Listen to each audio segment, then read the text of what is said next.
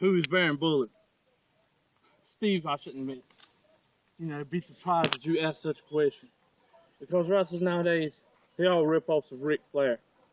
They're dyeing their hair blonde, wearing robes.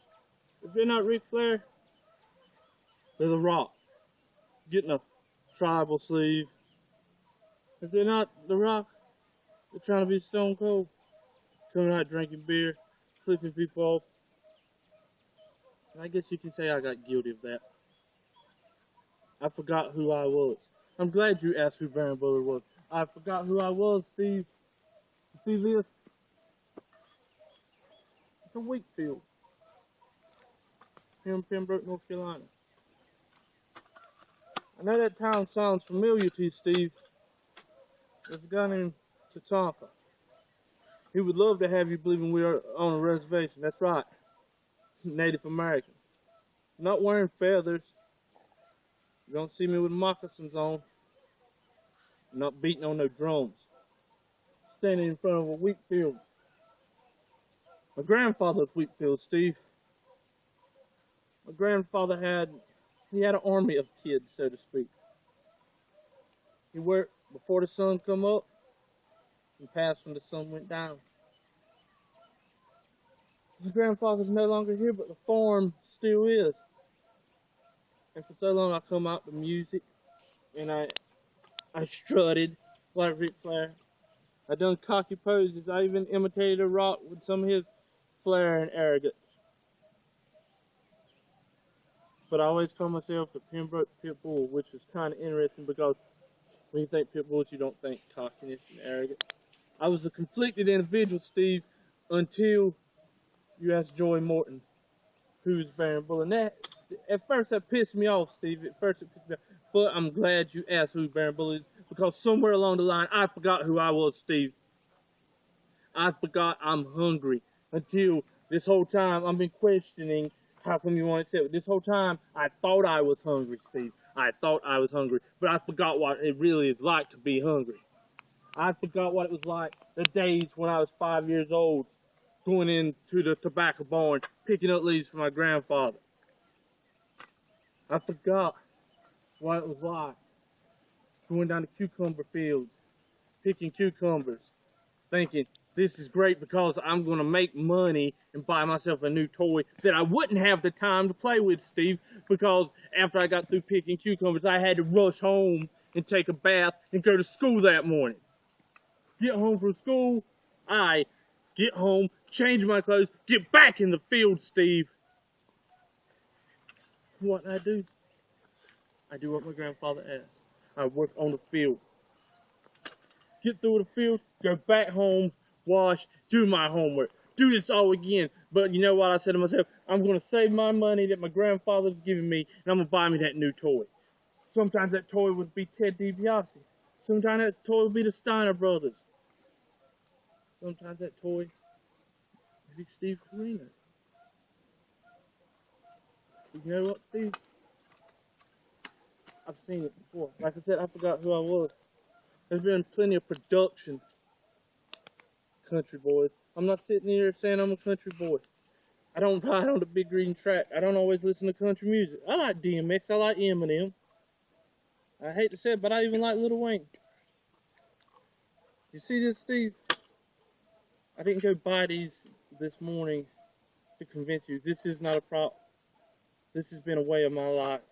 This has been part of my history. It's weathered. It's beat, Steve. It's like me. Maybe I should go buy a new pair of hole diggers. Maybe I should. I mean, but then again, it's lasted. It's time tested. Just like me, Steve, because you're worried about who's Baron Bullard. And yes, I forgot who Baron Bullard is. I forgot, Steve. I forgot. See this cocky smug? You see this picture of this 8x10? That's what wrestlers live for nowadays. They're ready to sell their gimmicks. They're ready to sell their t-shirts. They're ready to shield their pictures for $5, $10, or whatever. They become marketers. They're no longer professional wrestlers. They're marketing people. They're sales people. They're pitch people. And this isn't me, Steve. This here vest, coat, vest, whatever, robe, zipped all the way up to the top, trying to act cocky. If you look close enough, there is trees in the background. Because no matter what, I tried to ignore the trees in the background, Steve. I tried to ignore the field in the background because I forgot who I was, because I was trying to focus on the big city lights, Steve. But that's all I'm saying. You can take the boy out the country, but you can't take the country out the boy. And that's the thing, Steve. This here is no longer me. This is no longer me, Steve. I'm not worried about being a sports entertainer. I'm not worried about selling 8x10s at the show. I am not worried about coming out dancing, strutting, trying to cut the most entertaining promos.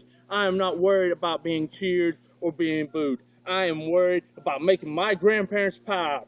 I am worried about letting them know every sacrifice they made for their family did not go by wasted. Steve, I know you don't care about my family. I don't care that you don't care about my family because you don't know my family. I know you don't care about my heritage. I know you don't care about where I come from. I know these wheat fields does not mean nothing to you. But it's who I am, Steve. It is who I am. And that's the thing. When you insult a person for who they are, that's when you make a fatal mistake. Steve, you're not getting marketed boy coming out strutting and dancing May 31st. You're getting Baron Bullard. You're getting a Pembroke Pitbull. You're getting a man that's got scars on his knuckles, scuffs on his boots, dirt under his fingernails. You're getting me, Steve. You're not getting some cocky individual who's got some million catchphrases, acts all cocky. If you accept the challenge, Steve, if you accept the challenge, I swear to God, Steve, I swear, if you think you've been in battles before, you're crawling in that ring with someone you've never been in the ring with. I ain't got no rebel flags pasted on me. I didn't go buy gear to be marketed as a country boy. What you're getting, Steve, you're getting the uncut, unedited raw Baron Bullard on May 31st. All you got to do is for once, quit fearing the unknown. Quit fearing the unknown. Take that brave step, Steve. Step into the darkness and let's see if you are still the king of old school. Because kings are supposed to rule things. Come on, Steve. Come on. Be a man. See if you can rule me. But I doubt you can. Because the difference in me and you is you're a king. I'm in the trenches.